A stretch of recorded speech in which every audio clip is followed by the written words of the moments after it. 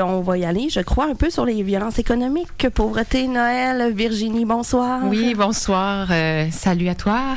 Je parle, oui, effectivement, de pauvreté et de Noël. C'est la période de l'année, en fait, où on va le plus entendre parler de pauvreté. Puis là, je sais pas, cette année particulièrement, on en entend beaucoup parler. Faut savoir que le 2 décembre marquait le 50e anniversaire là, de la loi d'aide sociale. Donc, le 2 décembre 1969, le Québec adoptait la loi d'aide sociale. Donc, on a essayé de marquer le coup. On en a un peu entendu parler.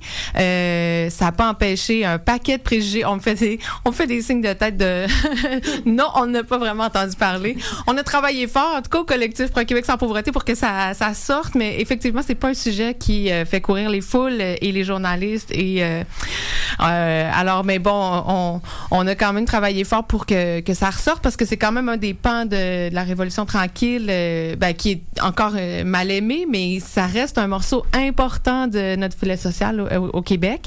Et donc, c'est un des morceaux qui fait qu'on a parlé un peu de pauvreté cette année. Mais de façon générale, décembre, c'est le mois où on va le plus parler de pauvreté. On va toujours y aller avec un petit ton un peu mièvre. On va inviter les gens à être généreux, charitables, à donner généreusement, que ce soit des denrées ou des sous. Et on n'est pas contre la charité, au contraire, hein, c'est bien d'encourager la générosité. Mais au collectif, ce qu'on se dit, en fait, c'est que si l'État prenait ses responsabilités, mettait fin aux violences économiques, rehaussait les prestations d'aide sociale, donnait un peu d'amour à ce filet social-là, il mettait ses culottes puis augmentait le salaire minimum de façon à ce qu'une personne qui travaille à temps plein toute l'année puisse sortir de la pauvreté pour vrai, pas juste comme arriver à boucler la boucle à la fin du mois sans avoir aucune marge de manœuvre, peut-être que on pourrait mettre fin à ces élans-là de générosité, aux appels à la générosité puis à la charité. Alors, on veut pas mettre ces deux affaires-là en contradiction, mais on pense vraiment que si l'État prenait son rôle au sérieux, prenait ses responsabilités en matière de lutte contre la pauvreté, pour vrai, ça fait longtemps qu'on aurait réglé ce problème-là au Québec. On est dans une société qui est très, très riche, et malheureusement, c'est ça, c'est juste en décembre qu'on va avoir ce souci-là des personnes qui couvrent pas leurs besoins de base, qui ont peu de réseau, qui vont passer la veille de Noël seul ou la veille du jour de l'an seul. Et là, on se sent un peu coupable, fait qu'on se met un peu en action, mais jamais de façon politiquement très engagée, de façon à régler le problème. Alors là, j'ai apporté en studio, puis je peux en laisser aussi à CKIA. Donc, s'il y en a qui voudraient mettre la main sur les cartes de Noël du collectif, j'en ai apporté tout plein. Ça fait 7 ans que le collectif utilise cette campagne-là pour parler de pauvreté, mais dans une perspective politique, de parler des enjeux politiques de la pauvreté. Rappelez qu'au mois de juillet, les gens qui sont pauvres à Noël sont souvent pauvres au mois de juillet, puis ils ont faim aussi en été puis au printemps. Donc voilà, cette année, la campagne des cartes, elle est co-réalisée avec Élise Gravel, qui est une illustratrice qui est assez connue chez les tout-petits et de plus en plus chez les plus grands aussi. Même ceux qui sont pas parents, je veux dire, là. Et donc, cette année, les cartes mettent en scène des personnages qui sont pas dans la grande misère. C'est-à-dire que les 6 dernières années, les campagnes, en fait, mettaient de l'avant des gens qui ne couvraient pas leurs besoins de base. C'est-à-dire qu'ils sont à l'aide sociale, qui arrivent pas, qui sont obligés de passer à la banque alimentaire pour arriver à faire le mois. Des gens qui sont vraiment dans le rouge. Cette année, la campagne met en scène des gens qui arrivent à couvrir leurs besoins de base. Ils mangent, ils payent le loyer, ça va, tu sais, ils s'en tirent quand même pas si mal. Mais ils sont toujours en situation de pauvreté. Ils sont toujours dans une précarité où dès qu'il y a un imprévu qui surgit, ça va pas le faire, là. Ce mois-ci, on va pas y arriver. Puis on se rend compte assez rapidement quand on est dans cette précarité-là qu'on n'est jamais très, très loin, finalement, du rouge. Il suffit d'un imprévu pour que tout déboule puis que ça puisse prendre des fois des semaines, des mois, des fois des années avant d'être capable de remonter la pente. Alors, cette année, on a mis enceinte des personnages, c'est ça, des gens qui ont des choix absolument déchirants à faire face à cette précarité-là. Des choix qu'on devrait pas avoir à faire dans une société riche comme la nôtre.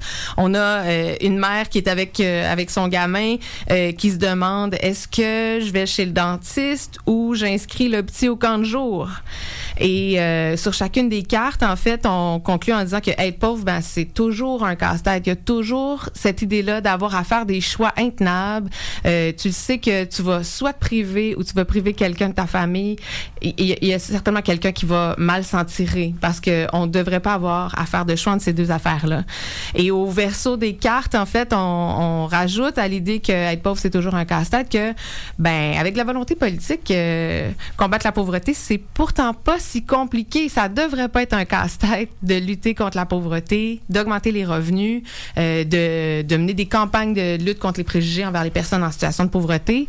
Ça, pour vrai, ça aiderait grandement. Si on avait une campagne sociétale de lutte contre les préjugés, la pauvreté, c'est toujours une question de revenus, mais les préjugés viennent mettre beaucoup de bâtons dans les roues quand on lutte contre la pauvreté.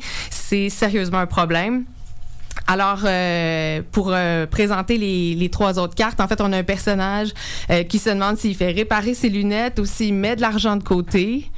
Parce que ça aussi, c'est une des choses qu'on va souvent entendre. Hein? Les gens mettent pas d'argent de côté, ils épargnent pas, ils vivent de paye en paye. Mais comment être capable de mettre de l'argent de côté quand t'es en situation de précarité? C'est impossible d'y arriver. Ensuite, on a un personnage qui se demande si elle peut partir 3 jours en vacances ou rembourser sa carte de crédit.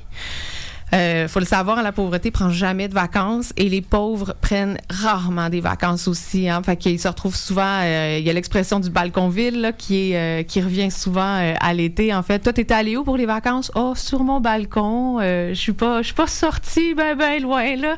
Alors, la pauvreté prend jamais de vacances. Fait que quand on se dit, ben prendre 3 jours de vacances ou rembourser la carte de crédit, là on va être encore une fois obligé de mettre de côté l'idée des vacances. Ou pas, vous voyez. Mais si on se permet les vacances, ben là, on va en payer les conséquences avec les taux d'intérêt. Et finalement, il y a une maman qui se demande si elle paye la sortie scolaire des enfants ou si elle remplace leurs bottes d'hiver. Alors, d'un côté comme de l'autre, là, c'est sûr qu'elle va faire des malheureux, en fait. Alors, c'est ça qu'on essaie de mettre de l'avant cette année, là, l'idée de la précarité, des choix qui sont intenables à faire, qu'on ne devrait pas faire subir aux gens. Merci Virginie. Puis j'oserais peut-être ajouter, juste pour illustrer comment, à la base, l'idée de la loi d'aide sociale, c'était une idée de droit à l'aide sociale. Et comment on n'est plus là aujourd'hui à force de catégoriser qui c'est qui le mérite, qui c'est qui le mérite pas. Mais à la base, on avait même des prestations spéciales si ton frigo pétait. On n'est plus là aujourd'hui. Donc voilà, 50 ans plus tard. Moi, j'ai une petite question aussi. Est-ce que vous suggérez d'envoyer ces cartes-là à quelqu'un, ministre, un député? Ministre, oui. Oui, certainement. Nous, on invite les gens à l'envoyer à leurs élus préférés, en fait. Nous, on l'envoie évidemment au ministre du Travail, de l'Emploi et de la Solidarité sociale, M. Jean Boulet. Alors, faut pas hésiter. Ils en ont déjà reçu une coupe, puis il faut pas se gêner. Plus ils en reçoivent, plus ils entendent le message, là, normalement. Alors oui, mais sinon, on peut aussi organiser pour vrai, ce genre de cartes-là, là, dans un party de Noël, là, ça part des discussions, ça prend pas de temps. Un peu pompette, là. Un peu pompette. Les meilleures discussions. Avec mon oncle. Merci beaucoup, Virginie, Ça en fait plaisir. musique.